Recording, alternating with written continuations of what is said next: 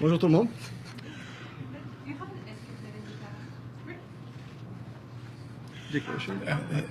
Ladies and gentlemen, just want to talk a little bit about some of the things that we have been discussing in our retreat.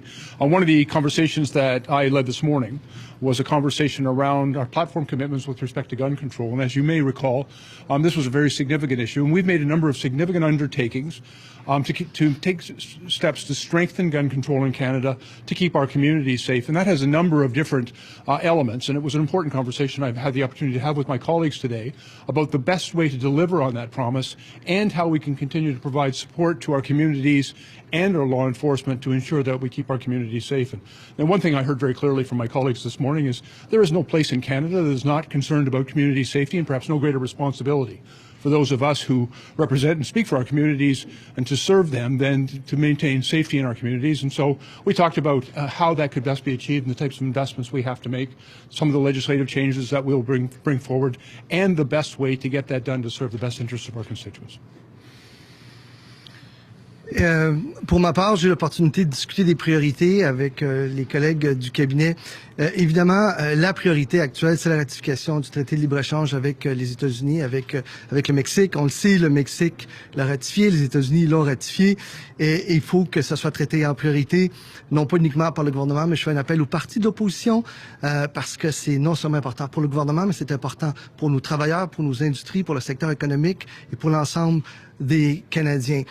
So we had a discussion this morning on the priorities of the government, and the priority, of course, is the ratification of CUSMA. It's been ratified by Mexico. It's been ratified by the United States. So this is an absolute priority, not only for the government, for our workers, for our industries, for people from our provinces. So I call upon the opposition to support us and make sure that we ratify this as quickly as possible.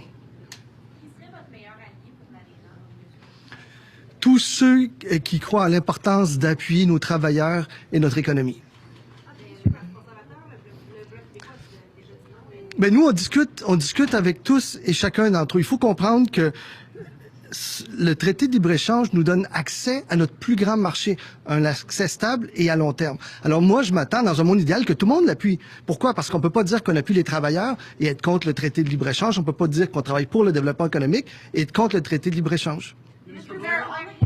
On the handgun restriction for municipalities that was promised that they would have the ability to do that, one of the suggestions that's been floated is the idea of having an automatic opt-in with an option to opt-out as opposed to the other way around. Is that something that you would consider at this point? And as well, is the national ban 100% off the table? Because we heard from Brian Bowman this morning that he still would like that. We're continuing to work with municipalities and communities and various community organizations and groups and law enforcement right across the country, because we know that the requirements and the environment in different parts of the country are varied, and it's important, I think, to make sure that the laws that we bring forward are effective in every place in keeping communities safe. We've heard from many mayors that want the opportunity to bring additional restrictions.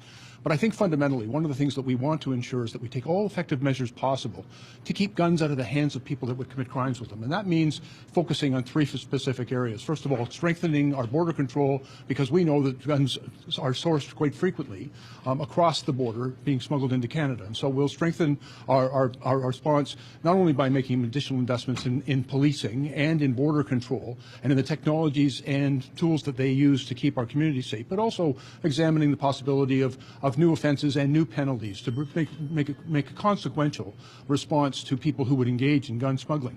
We also know many of the guns that are showing up on the streets of our cities are stolen. And so a very significant, important measure is additional restrictions on how and where guns can be stored.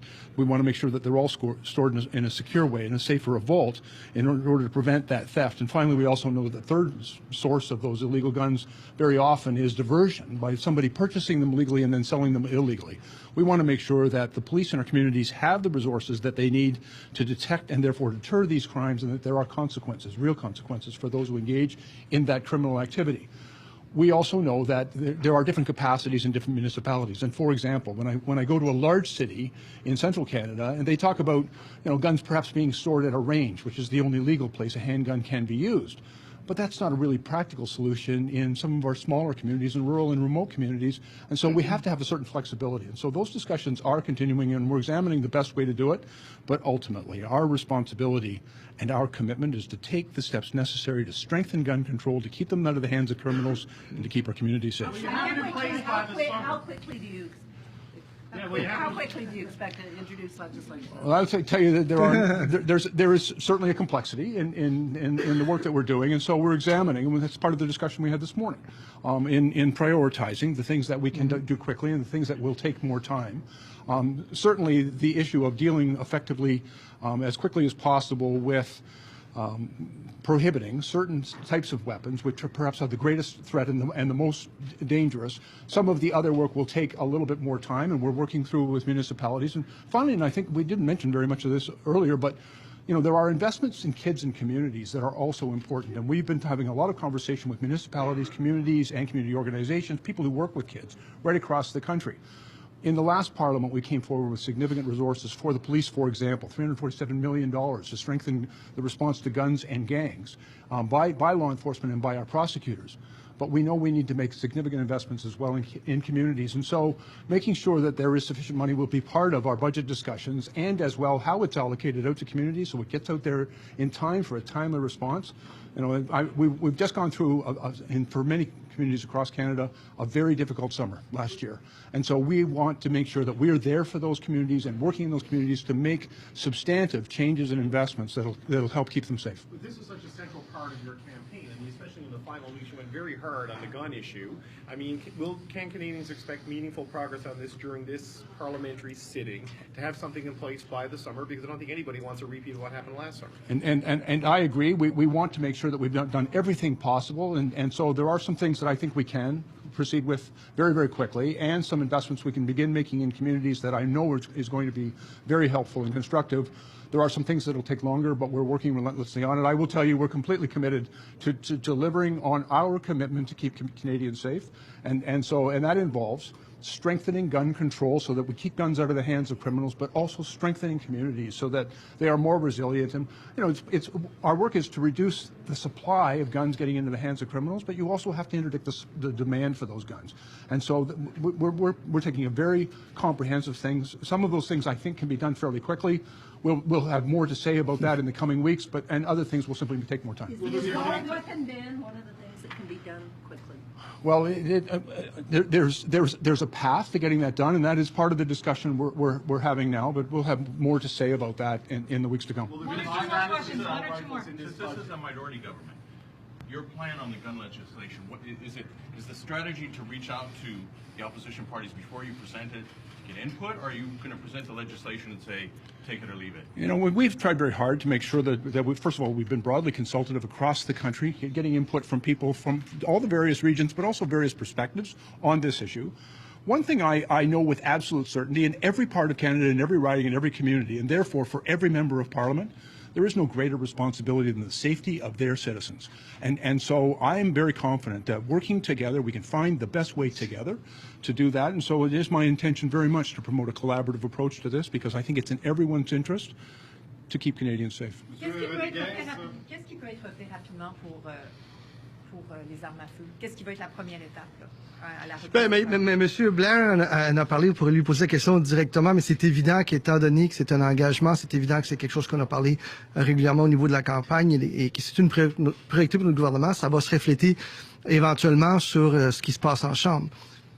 Monsieur Rodriguez, Monsieur Blair, votre collègue, a dit que ce matin, vous avez fait des priorités au-delà de l'ALENA et du budget. Quelles sont les 4-5 priorités que votre gouvernement, en tant que leader en Chambre, vous voulez amener à la Chambre des communes? Je vous dirais, la priorité absolue, encore une fois, c'est la ratification du traité de libre-échange. Ça, c'est la priorité. Évidemment, il y a d'autres éléments qui vont venir, l'aide médicale à mourir, parce qu'il y a des considérations en termes de délai, en termes de date.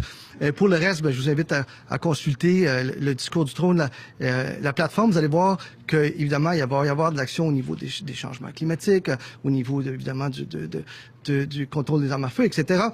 Mais pour plus de détails, vous seront donnés par la suite. Mais c'est absolument la ratification du traité de libre-échange. Last question here, last question. Là-dessus, sur la ratification de l'accord de libre-échange, comment le Canada serait perçu par les États-Unis et le Mexique si on s'enfarge dans les procédures concernant la ratification de l'accord de libre-échange? Comment ça s'est perçu à Washington et au Mexique? Mais le message que l'on doit envoyer, nous, c'est que le Canada appuie de façon très claire, que son Parlement appuie de façon très claire la ratification de ce traité-là. Pourquoi? Parce que il est nécessaire, c'est l'accès à notre plus grand marché, un marché stable, un marché auquel on a accès à long terme. C'est bon, je l'ai dit tantôt, pour nos employés, pour nos travailleurs, pour nos usines, pour nos exportations. Alors, on doit envoyer un message clair, à mon avis, comme parlementaire de tous les partis, que c'est une priorité et qu'on va avancer ensemble. Yes. As I said, this is an absolute priority, and we have to show to everybody that this is a priority because it's so important for our workers, for our industries, for our economy. This is giving us access to our best market, to our most important market, a long-term access to this market. That's why it's so important, and that's why I think we should send a strong message that we're united in the ratification of this very, very important trade agreement. Mr. Blair, I have the sense that there's about maybe a two-step process to your approach to handguns and to gun control. Can you strictly define the two parts, maybe, or is it one big package? Well, there are a number of components, and first of all, the prohibition of the assault-style rifles, I think, is an important step that perhaps could be accomplished in the near term. The arrangements on any potential buyback and program that might be put in place will take a little bit more time and work because I think it's really important to make sure that we get good value for the expenditure of taxpayers' dollars, and at the same time, I'm very mindful that we're dealing with law-abiding Canadians, and I want to make sure that they're treated fairly and respectfully. I think it's really important that we be very clear about our intent here. It is not in any way to take away the activities of hunters and farmers and law-abiding Canadians who have, the firearm ownership in this country is a privilege earned by the adherence to our strict regulations. And I have nothing but respect for those who have been adhering to those regulations, and so we're going to continue to do that. And then finally, there are a number of, I think, very significant important measures that we have to take in order to make it more difficult for crimes to go from either smuggled into the country or diverted from a domestic source into the hands of criminals. There are some very important steps that we need to take to keep those guns out of the hands. Part of that is reducing the demand for those guns by making investments, and part of it as well is, we're looking at a number of dangerous situations where the presence of a firearm can make that dangerous situation deadly. And for example, in a home where someone is perhaps suicidal, or where there's an incident of intimate partner violence and domestic violence. Those are dangerous situations. Or even if someone is online advocating hate and extremism and violence against vulnerable populations, religious majorities, women, other vulnerable groups. Those are red flags, and those are situations that we need to be able to render safe as quickly as possible. And so we're also looking at legislation that would empower not just the police, but doctors in the case of someone who's suffering from depression and is perhaps suicidal, or victims of intimate partner violence, or people who become aware, for example, that there is a dangerous situation here and the presence of firearms can render that situation deadly. We want to ensure that we have the system in place to suspend the ability of there to be firearms in that environment, to have them removed, to render that situation safe, and to deal with that in a way which is respectful of all those who are law-abiding, but keeps Canadian communities and victims safe. Thank you very much. Thank you very much. Thank you.